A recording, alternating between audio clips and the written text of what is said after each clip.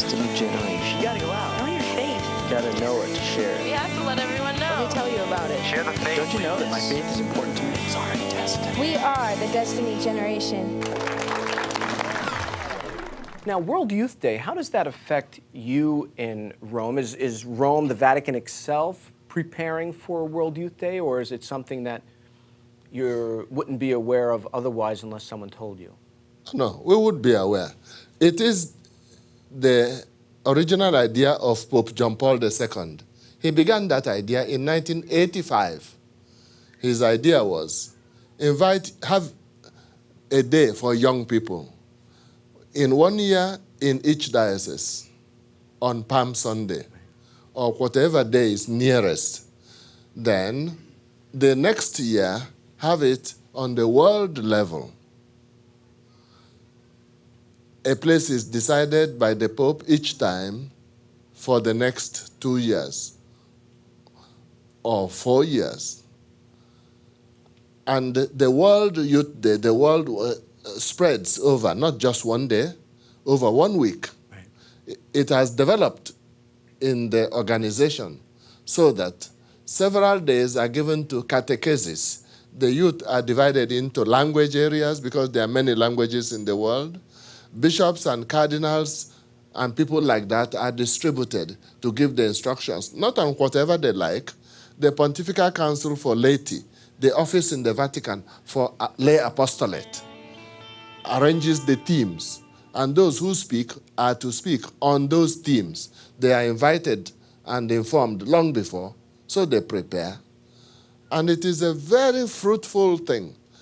There are therefore sessions according to languages, occasionally according to countries, and of course, plenary sessions, a mass in which all will be gathered. Generally, the last 3 days, the Pope is there. And there will be one evening of the Way of the Cross, another evening, the last evening, Saturday, Sunday, vigil, the night, and on Sunday, they conclude in Mass. It is a wonderful togetherness by young people from all around the world, together with some of their parents or priests or bishops, but it is primarily a young people's event. Right. And it gathers more and more people. You know, there was one big one in Denver, Colorado, 1993, I think. That's right. And it was wonderful. And the police were afraid of crime. They said afterwards there wasn't one single crime those days with so many young people. Then there was in Rome, there was in Paris after that, there was in Rome then in the Holy Year, 2000. Was 1993, that was the first one? No. 1993 was in Denver. Okay. But the first one was in Rome in 1985. So it's already 23 years since it was begun. This year it is in Sydney, Australia. 2 years ago, Toronto in Canada. Yes, I remember because I took part. Okay. Yeah, yes, 2 or 3 years ago. So it's a very dynamic thing. This year I decided not to go to Australia for many reasons. From Rome it's 24 hours flight. For you it is an adventure, but for people of my age, well... But it is a wonderful thing. After every World Youth Day, there is a remarkable increase in religious commitment among young people. It doesn't just end that time. It begins after. They take religion more seriously. They see young people from other parts of the world taking religion seriously. And that is very healthy for all of us. You see, it isn't only yourself. Then, more young people, preparing seriously for marriage and not regarding it as a joke. And then religious life, those who want to be religious brothers, sisters, monks, nuns, and priests. But of course, the majority are committed Christians, more resolved to take religion seriously. And also religious information.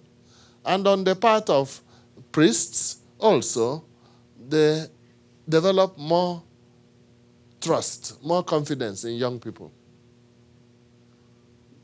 Because there is a tendency for older people to think that young people are allergic to sacrifice, that they will not make sacrifice. They can make sacrifice if they are convinced why they should make it, and if there are some people who are models. So this year in Australia, they will propose as models St. Teresa of Lisieux, who died at the age of, you know the age in which she died. She was a Carmelite nun. At what age? 24. Yes, you are right. 24, 25. And that's not old at all. You do not need to be 80 years before you become holy. You can reach an advanced level of holiness even at the age of 24. And that's St. Teresa of Lisieux. And there's an Italian medical doctor, Dr. St. Giuseppe Fossati. He died at the age of 24. He was a medical doctor. He was known for picnic and hiking and so on. A model for young people. So that you do not imagine that to be a saint, you must be in a monastery.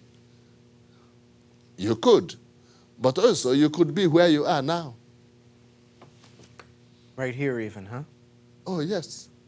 So we should judge their behavior for the rest of the week and see who's striving harder than others? Well, it is not the custom of the church to canonize those who are still alive. Because they can pull out a surprise afterwards. But 5 years after death, then the process can begin, just like for Gwen Konica. 15th June last year, 5 years after her death, the course of beatification began. Tell me, I know the Holy Father has declared this the year of St. Paul. What does he hope that we will, and young people will take from that? St. Paul was a great evangelizer. He was full of fire for Christ. Before, he was persecuting the Christians. But when he was converted, he surpassed those who saw Christ. He became more dynamic. He was a no-nonsense apostle. He evangelized right, left, and center. He went to places where no apostle had gone before. He came to Europe. That time, Europe was not Christian. Christianity did not begin in Europe. It began in Asia, which Europeans call Middle East. But the Japanese would call it West Asia. Yes, it depends on how you draw the map. The Japanese draw the map so that Japan is in the center and Europe is at the side. Europeans draw the map so that they are at the center. So St. Paul was very dynamic. He preached and he suffered a lot, imprisonment, shipwreck, and many times they wanted to kill him. Once he was let down in a basket from the wall of Damascus, and then that's it. So Pope Benedict wants to highlight St. Paul in the work of evangelization. He opened the year of St. Paul on Saturday, 28th June. That means 2 weeks ago, in the Basilica of St. Paul. And there was the ecumenical patriarch, Bartholomew. That is the head archbishop of the Orthodox, who are not in union with Rome, because they broke from the Church of Rome in the year 1054, so more than 1,000 years ago. But they are real bishops, they have Holy Eucharist, they have priests. And their doctrine is about the same as what we teach, so that the difference is not much. And also a representative of the Archbishop of Canterbury, Anglicans, was there.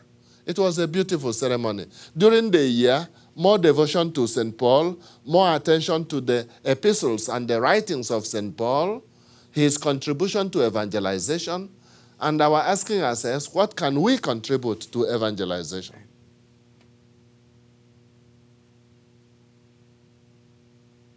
To sharing the gospel, because St. Paul said, I have to share the gospel.